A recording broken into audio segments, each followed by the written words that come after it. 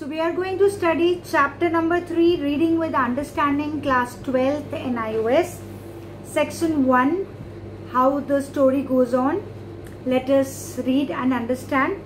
Thimmakka and her husband Bikalu Chikia, a childless couple. Childless couple means जिनके बच्चे नहीं होते हैं. Of Halikul village in Karnataka decided to adopt children. क्योंकि उनके बच्चे नहीं थे तो उन्होंने डिसाइड किया कि हम बच्चों को गोद लेते हैं.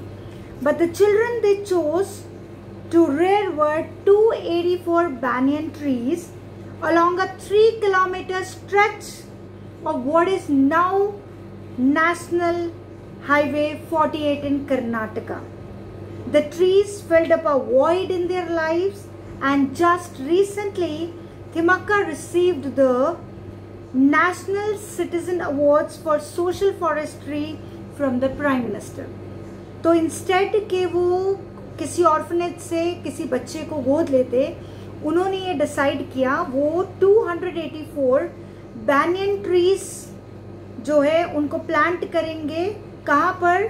National highway 48 Karnataka. वो जो रोड जा रही है आपका नेशनल हाईवे, उनके दोनों तरफ बीच में रोड है, and on both the sides they decided to adopt 284 banyan trees. In the 1950s, it was a Thimmakka who, tired of her neighbor's jibes, directed her childlessness hit upon the plan.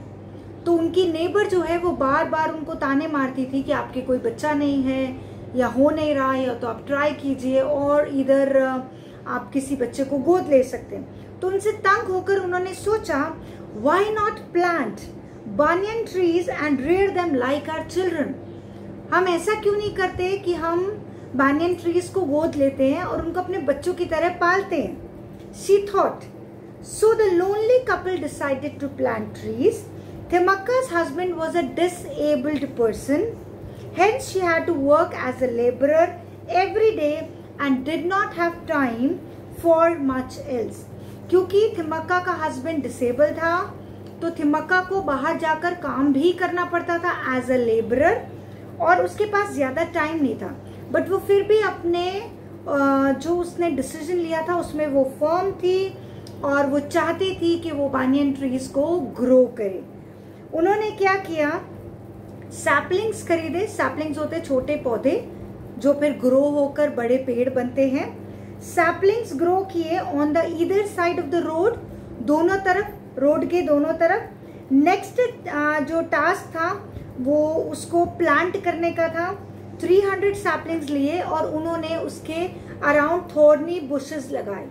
Thorny bushes मतलब कांटों वाले जो bushes लगाए. क्यों? To ensure that the cattle did not eat up the tender trees. तो जो cattle है, cattle means भेड़, बकरियां, गायें जो रोड पे ऐसे रहते हैं, चलते हैं, तो वो ऐसा ना करे कि वो टेंडर ट्रीज, टेंडर मीन्स इतने सॉफ्ट सैपलिंग्स को वो खा ना जाए. अगर वो इसे खा जाएंगे तो ये ग्रो कैसे करेगा. Thimmakka brought water in pots from long distance and poured it at the foot of the saplings every day. तो क्योंकि उसके पास और कोई सुविधा नहीं थी तो वो बहुत दूर से चलकर पानी लेकर आती थी और फिर सैपलिंग्स में हर रोज पानी डालती थी. बिना पानी के तो पौधे उगेंगे नहीं. During the rainy season, she poked at the roots of the trees to make them go deep. उसको पोक करना पड़ता है पौधे को तो और ज्यादा वो डीप सॉइल में, मिट्टी में चला जाए. And the area was fenced. Fenced मतलब उसकी बाउंड्री बना दी गई. She kept a constant vigil and nursed the plants. उसे पूरा प्रॉपर प्लांट्स की नर्सिंग की. It was a time spent well 10 years. 10 साल तक उसने उनका ध्यान रखा, उनको केयर किया, उनको पानी देना है, उनका ध्यान रखना है, कुछ गड़बड़ तो नहीं हो रही है उसमें, कोई प्लांट्स खराब तो नहीं हो रहे, उन सब का ध्यान उसने रखा. She was working in a quarry for their hand to mouth existence. Hand to mouth existence का मतलब होता है आपने जितना कमाया उतना आपने खा लिया. Day to day, daily wages पर जो लोग होते हैं, रोज का पैसा कमाते हैं, रोज खाना खाते हैं उन्हीं पैसों का, और जिस दिन वो कमाने नहीं जा पाते उस दिन उनके पास खाने को भी नहीं होता. इसको बोलते हैं hand to mouth existence. Her work was backbreaking speaking, but she could not neglect the trees either. उससे बहुत मेहनत की जरूरत थी, उसको रोज काम पे भी जाना था वरना खाना खाने को नहीं मिलेगा, बट उसने इन सब के बावजूद ट्रीज को निग्लेक्ट नहीं किया. Okay, she would go to the Kudur road and attend to the saplings before the break of dawn, and the trees like children, बच्चों की तरह, who live in an atmosphere of love and caring. कैसा atmosphere मिला?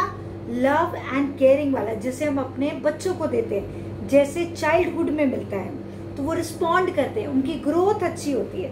तो ऐसे जब पेड़ों को, पौधों को इतना लव, केयर, अफेक्शन मिला तो उन्होंने रिस्पॉन्ड अच्छे से किया and they grew up. Now in the prime of their lives, the 284 took root, provide a green canopy for 3 kilometer. बीच में रोड है, दोनों तरफ पेड़ ही पेड़ है और पूरा शेड देते हैं रोड को. कहाँ तक?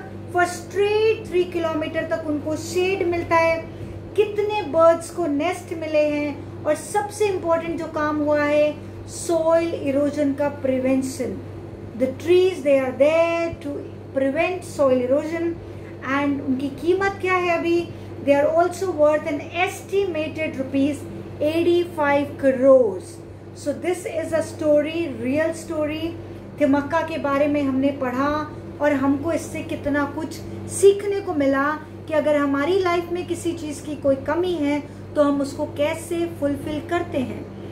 थिमक्का और उसका हस्बैंड चाहते तो एक बच्चा गोद ले सकते थे, बट उन्होंने कितना डिफरेंट एंड डिफिकल्ट रास्ता चुना, जिसकी वजह से उनको इतना ब्यूटीफुल रिजल्ट भी मिला.